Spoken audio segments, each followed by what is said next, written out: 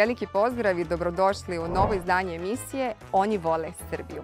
Verujem da će danas ljubitelji košarke i Partizana posebno uživati u ovoj emisiji. Moj današnji sagovornik dolazi iz Njujorka, tačnije iz Bronxa, diplomirao je na fakultetu Tennessee, a svoju košarkašku evropsku karijeru započeo je 2016. godine kada je potpisao za grčki Lavrio. Sa nama danas kapiten Partizana Kevin Panter.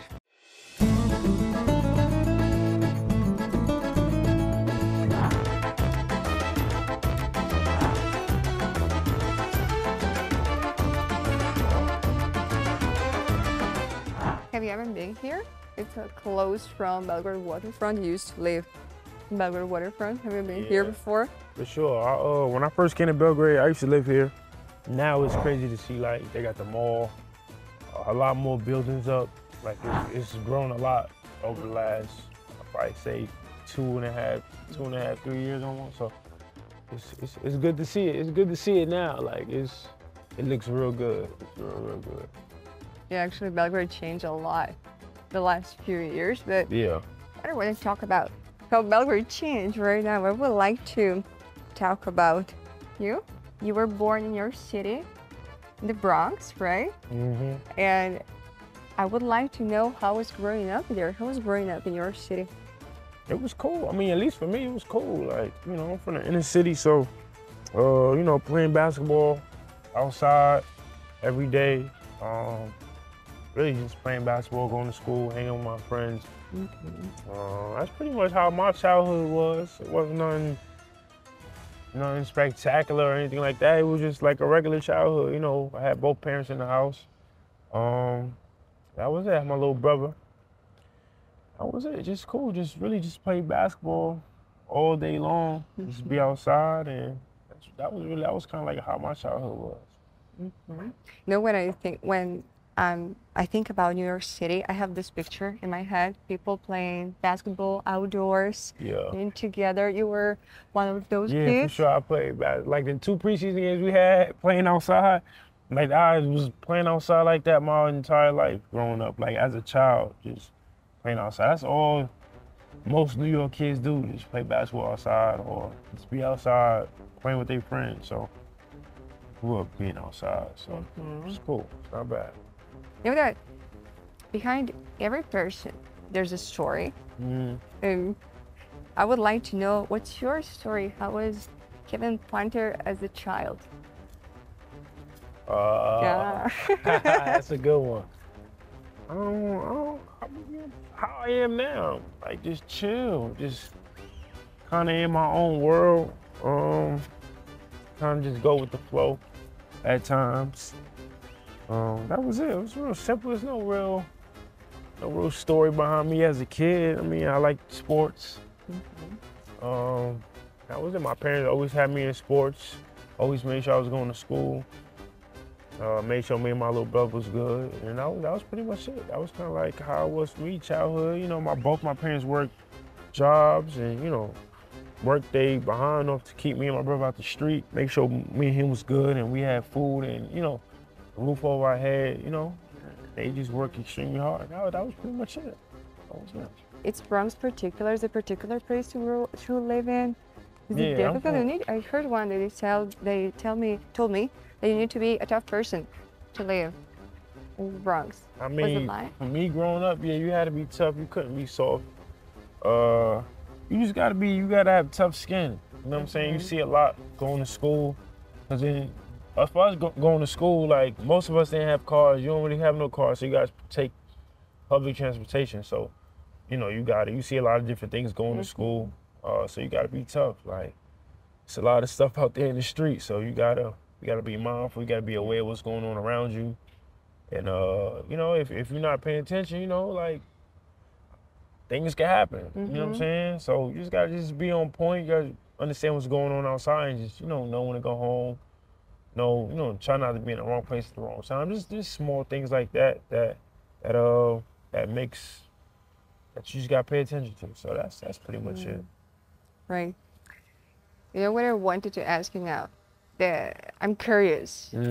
When was your first contact with the ball? When did you start to play basketball? Yeah, when I was 7 years old. 7 years old? Yeah, when I was 7, it's kind of like when I started. Like, obviously not like serious, but like when I knew like, all right, like I want to play basketball. I was 7 years old. I was like, I think I want something out of this. You know, it was fun for me, like, and I just wanted to keep playing and playing and playing. So. And New York City has a big tradition when it comes to basketball, right? Exactly. Right. My dad played. You know, people in my family was athletic, playing baseball, football, different sports. So it was natural for me. It wasn't forced. My dad didn't force me to play. Yeah. So it was natural for me. So. Even your brother, younger brother, is playing basketball, and actually you have someone from your family close to you. He's playing in Bosnia, right? And currently he's in Croatia playing a tournament, right? Yep. So like, you know, I read an interview. Your brother told that you were very important and very inspiring on his basketball journey. I have the proof. I will show you. You don't believe that? Nah, I think I've seen that. I think I've seen that video. He said you had a huge impact on his basketball journey.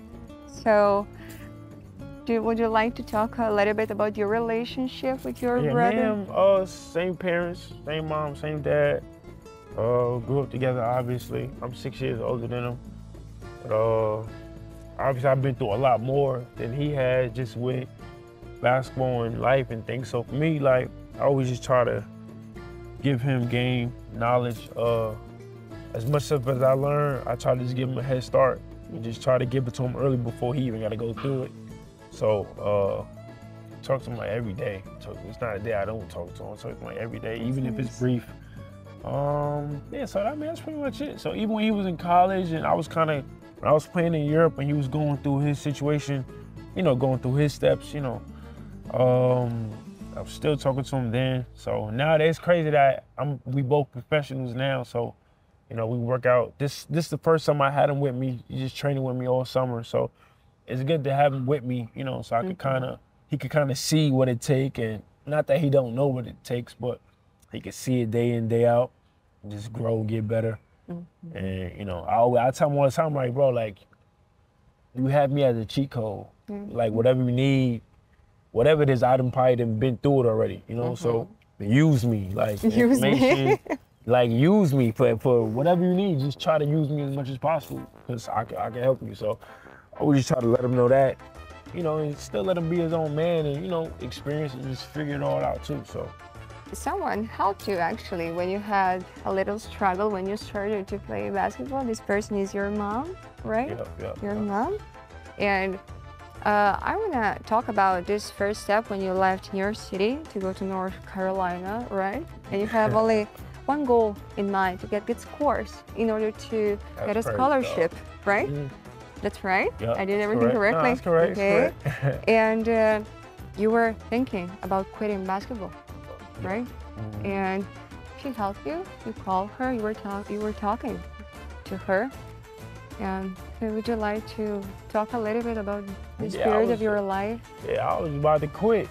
Like you said, I was trying to get obviously in the States, you know, to qualify to play Division I basketball, you got to reach a certain score, you know, based upon your grades. My grades wasn't good at all, so I had to get a certain score. So I didn't get the score after taking the test like 7 times, took the test a bunch of times. And then I had called her crying. I told her, I'm like, look, like, I quit. Like, I don't want to play no more. Like, I was crying, I was emotional. I said, like, I don't want to do it no more. Like, it stopped me from getting to the next level. So just like, whatever, like, she could come pick me up and just bring me back to New York, and it's over with. So she was the first person to ever tell me, like, don't ever make a decision out of your emotions. Like, obviously my emotions was all over the place because I had just got the results. So I'm just like, all right, I don't want to do this no more. So she was like, call me back if you, she was like, relax, take your time. She was like, if you still want to come home, call me back and say you want to come home. If you want to stay, then call me back and say you want to stay. But just don't make a decision because you upset and emotional, blah, blah, blah. So she said, just take your time, relax, and call me back and tell me how you feel. So I calmed down, you know, whatever. And then I called her back. Then I told her I still want to keep hooping. And then from that point, we, you know, what's the next step? We went on about going, you know, taking the next step into, you know, what's the next process into, you know, getting to the next level. And Next that's what level. that's why I went to junior college. Next level, Shakespeare University. Yep. Mhm. And I only want to say one name. Kevin Thomas told you will never be a basketball player, a major first division player, right? Nah, so he was my head coach. My assistant coach said that his name was Josh Ash, and me and him still extremely close to this day. But he told me I wouldn't be a high level Division I player. So he told me that my freshman year. He told me that. I took it personal, but I didn't take it. I took it personal, obviously, but I used it as motivation. Just because, you know, you telling me I won't ever be able to do something, and that's one of my dreams, to be a Division I basketball player. So when I had heard that, I kind of just used that as, you know, for me to just keep working, kind of just continue to try to figure it out, you know. So that kind of hurt, you know, when he said that. And like I said, like, I share that because me and him still have an amazing relationship to this day. I talk to him if need be. We have each other's numbers. We still speak. He know what he said, and I don't really care at this point. I'm a grown man now, but in that time, you know, it sucked. But like I said, I didn't take it no hard way. I just used it as motivation and just to understand, like, I gotta keep getting better. I gotta keep figuring this basketball thing out and keep trying to grow. You know? So that's kind of like how I took it. Need to tell him, look, where am I right now? He understands that though. And like, to his credit too, like, in that point in time in my life, in my basketball career, I probably wasn't a Division I player. To be honest with you, I probably wasn't. So I'm not saying he was lying. He probably was right, but I just used it for me to get better and for me to grow. Like, I didn't take it as, oh, he's, you know what I'm saying? Whatever, like, however people take it, I ain't take it as that. I just take it as, I'm gonna show you kind of thing. Like, I gotta work hard, I gotta figure this thing out. So that's how I took it. You're very active on Twitter. And you can be. And from time to time, you write down something very touching, something very emotional. On Twitter? On Twitter. Me? Yeah. What I said?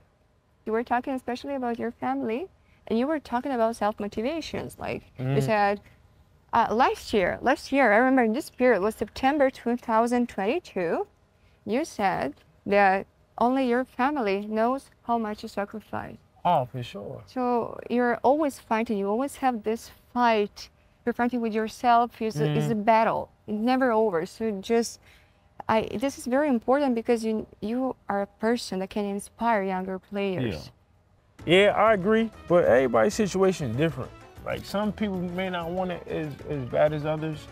Some people's situation is just different. Like, I'm wired a different way. Like, for me, but I didn't have no other choice. In my opinion, like, I wasn't getting no 9-to-5 job. I never had a job in my life. So for me, I just looked at basketball as the only way.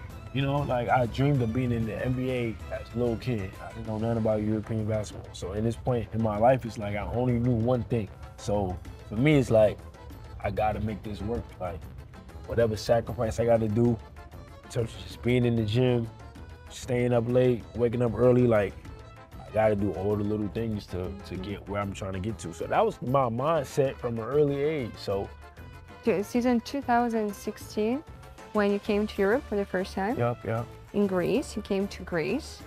But I think that the experience in AEK with Shakota helped you a lot, because from that moment, people started to look at you to see your quality. So you said once that Shakota helped you a lot, right? Yeah, 100%. In your career. 100%. He was the first person to, he took me out of Poland when I was in Poland. He was my first Serbian coach, obviously. Me playing for, 2 other good Serbian coaches. He was the first Serbian coach I played for. And he let me be who I am. I remember him telling me over the phone, he's like, listen, like, we need a scorer off the bench. And like, how you play is like what I like. I want you to do the same thing. Come with the bench, just give us some energy and things of that nature. I want you to be you. That's what he said. And, you know, obviously it helped to have guys on that team, you know, other Americans on that team that, that helped me adjust and things like that. So we had a really good team, and those guys had welcomed me, so it made my life a little easier. So yeah, so my transition from Poland to my second time going to Greece, and I was familiar with the country because my rookie year I played at Lavrio. So Lavrio, right? Going back to the, you know, that same similar culture, it made me feel more comfortable with everything. You know, I was familiar with some of the players I was playing against already because I played at Lavrio, so it was good for me. So it was real good. It was good. After that, you had a chance to work with Aleksandar Đorđević. Yeah. Went to Virtus Bologna. Yep. So would you like to talk a little bit about the Italian experience, Virtus Bologna, and after that, Olimpia Milano? Yeah, being at Virtus, that was a good experience. Because a lot of people was trying to figure out, or some people trying to figure out why they wasn't out playing EuroLeague then, right after the Ike season, which, you know, having a good year. So people was trying to figure out why I wasn't playing EuroLeague and stuff like that. So I remember the talks, you know, me and my management had. So with me going to Virtus, that was another good moment for me. We was playing Champions League again, and just me winning Champions League with Ike. I knew I wanted to do it again. I didn't know if it was going to happen or anything, but I knew, like, all right, that's something I want to try to get to again. I got a taste of it. I want it again, and I'm in the same European competition, so why not?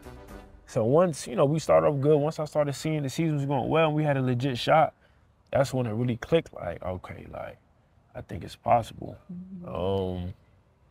Then that was it. You know, that year, just constantly just working like I do anywhere else.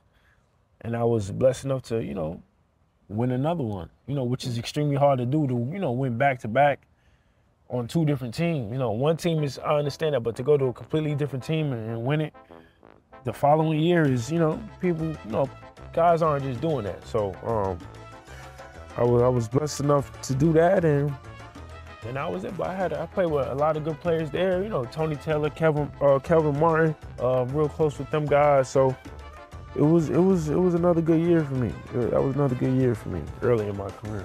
Right. And after Milan, you came to Partizan, right? Yep. After Milan, came to sign here to Partizan. Came to Partizan. Yep. So if you agree, we can continue the conversation to restaurant, and we can talk a little bit about Partizan and your experience here in Serbia. For sure, most definitely.